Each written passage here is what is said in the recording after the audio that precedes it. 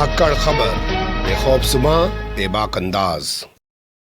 धाकड़ खबर के news room से मैं आपके साथ हूं अकरम रईस खान। एक वीडियो आपके सामने रखने जा रहा हूं मल्लिकार्जुन खड़गे का। कल उन्होंने प्रेस कॉन्फ्रेंस की और प्रेस कॉन्फ्रेंस करके मोदी सरकार पर एक गंभीर आरोप लगाया। कहा कि राज्यसभा में जो 12 सांसदों को सस्पेंड किया गया है वो असल में एक साजिश के तहत किया गया है, क्योंकि राज्यसभा में विपक्ष के 120 सांसद हैं, यानी कि विपक्ष के पास 120 वोट हैं, जबकि सत्ता पक्ष के पास जो मोदी सरकार है उसके पास सिर्फ 118 वोट हैं। यानी अगर कोई भी बिल राज्यसभा में आता तो वह आसानी से पास नहीं हो पाता। इसलिए इन्होंने मानसून सेशन में हुए हंगामे, जो अगस्त में मानसून सेशन हुआ था, उसमें हुए हंगामे को आधार बनाकर शीतकालीन सत्र में 12 सांसदों को पहले ही दिन सस्पेंड कर दिया। इतने गंभीर आरोप लगने के बाद भी किसी भोंपू मीडिया के दलाल चटकार दंगाई पत्रकार ने इस मुद्दे पर डिबेट करना तो दूर, खबर से भी आपको रूबरू नहीं करा। लेकिन हम पूरा वीडियो आपके सामने रखने जा रहे हैं, गौर से सुनिएगा, क्योंकि ये चीजें आप तक पहुंच नहीं रही है और आप लोग सोचते हैं कि विपक्ष कुछ कर नहीं रहा है। तो विपक्ष कुछ करता है, वो आप तक जब जाता ही नहीं है तो आप लोग यही सोचेंगे। इसके अलावा तमाम अखबारों में इस मुद्दे पर संपादकीय लिखे जाने चाहिए थे, लेकिन अखबारों में भी इस मामले पर पूरी तरह सन्नाटा छाया हुआ है। इसे एक साजिश करार दिया है मल्लिकार्जुन खड़गे ने। उनका वीडियो आपके सामने रख रहा हूं, गौर से सुनिएगा और समझ आ जाएगा आपको। जो वो कह रहे हैं कि संविधान के मुताबिक जिस सेशन में जो हंगामा होता है उसी सेशन में हुए उस हंगामे की सजा कार्रवाई जो भी कुछ है वहीं पे की जानी चाहिए। दूसरे सेशन में पिछले सेशन के हंगामे की कार्रवाई नहीं की जा सकती है, ये संविधान के खिलाफ है। आप जानते हैं 12 सांसदों को सस्पेंड यानी कि निलंबित करने का मामला सुप्रीम कोर्ट तक भी पहुंचा हुआ है। वहां पर भी इस मामले को चुनौती दी गई है। काफी हंगामे के बाद भी इन सांसदों को बहाल नहीं किया गया है। अब सुनिए मल्लिकार्जुन खड़गे को। रूल से कहता है और संविधान के दायरे में अगर देखा जाए भी कि जब सेशन प्रोलॉग करते हैं फिर दूसरी बार जब मिलते हैं प्रेसिडेंट के समन्स के अनुसार बुलाया जाता है, तो जो पिछले की घटनाएं रहती है उन घटनाओं के सभी क्रम रद्द हो जाते हैं, चाहे वो सस्पेंशन का हो या जो कुछ घटनाएं उस वक्त घटी, चाहे वहाँ पर वेल में आने का हो, कोई कुछ गड़बड़ किया हो, कोई बिहेवियर उसकी ठीक नहीं थी या कोई इमोशंस रहते हैं, ये सभी लैप्स हो जाते हैं कानून के तहत। लेकिन हमारे सरकार के लोग मोशन मूव करके जो मानसून सेशन में गड़बड़ हुई थी उसको लेकर उन्होंने विंटर सेशन में सस्पेंड कर दिया। इस मुद्दे पर हम चेयरमैन से भी रिक्वेस्ट किए,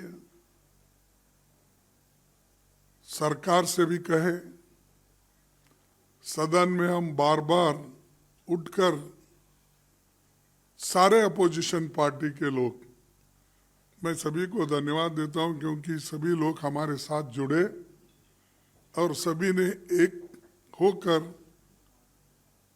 ये लड़ाई हमने लड़ी। कईयों बार हमारे चीफ व्हिप साहब खुद जाकर भी मिले, उनसे भी बातचीत हो गई, लेकिन किसी बातचीत के लिए वो यानी समस्या को सुलझाने के लिए वो तैयार नहीं था। हमेशा माफी मांगो या लीडर ऑफ सदन, वो भी हम पूछ के आते हैं। मेरे को ताजुब लगा, एक सदन के जो उनके नेता है बीजेपी के, तो मैंने कहा भाई जो हो गया उसी दिन मैं तैयार था कि सभी के तरफ से मैं खुद ही रिग्रेट एक्सप्रेस करूंगा।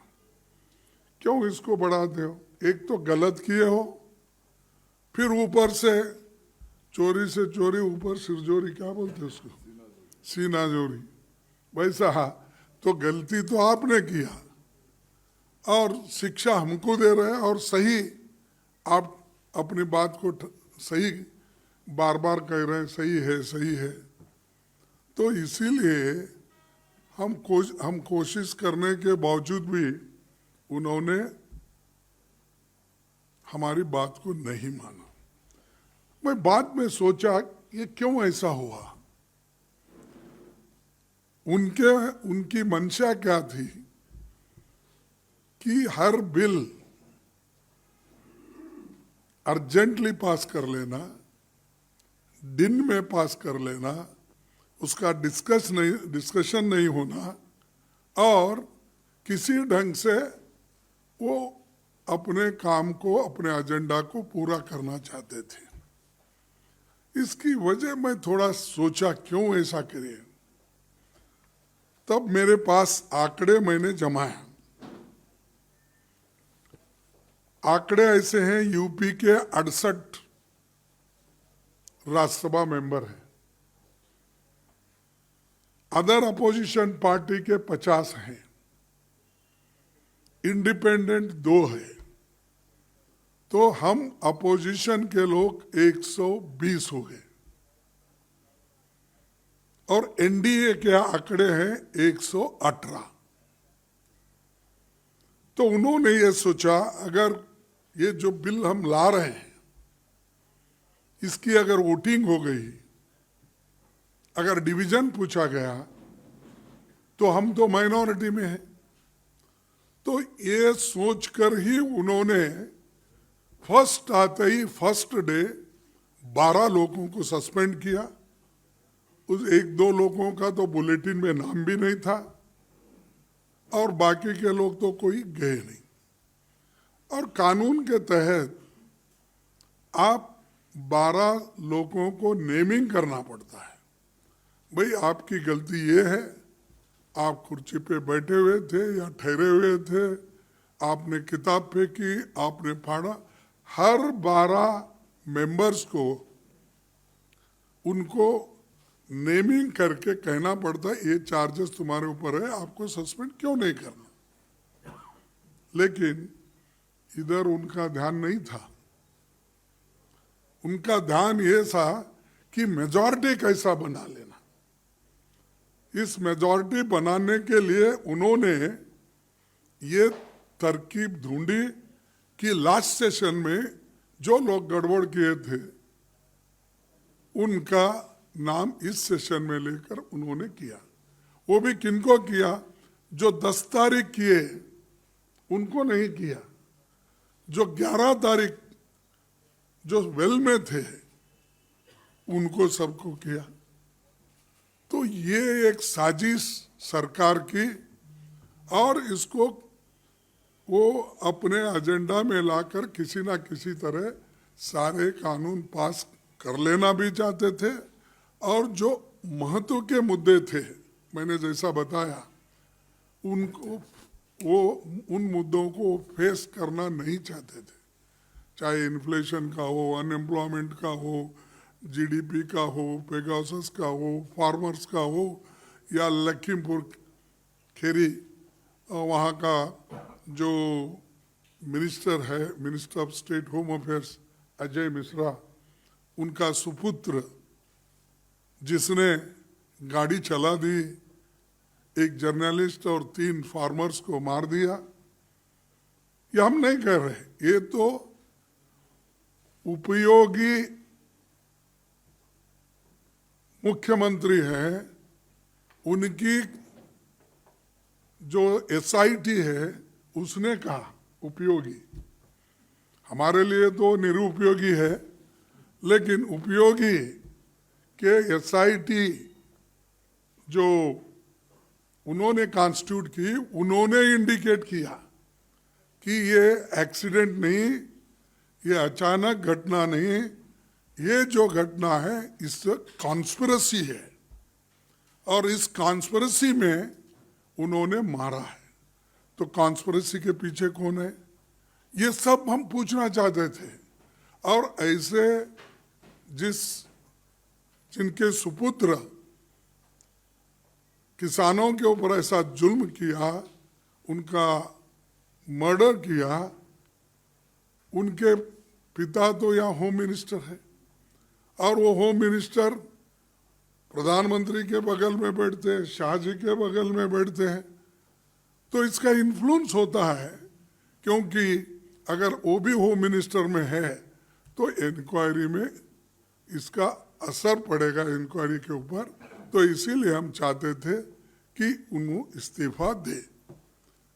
ये कौन सी है बुरी बात है, लेकिन उसको भी उन्होंने माना नहीं। हम लड़ते रहे, लोअर हाउस में भी हमारे नेता और हमारे एमपीज लड़ते रहे, अपर हाउस में हम दोनों इशू पे लड़ते रहे, सस्पेंशन का और होम मिनिस्टर का। तो रिसिग्नेशन देने के लिए तैयार नहीं। तो उनका मंशा यही था कि ऐसे मुद्दे लटका देना और सदन ऐसे ही चलने दो गड़बड़ी से, हमारे विषय निकालकर सदन को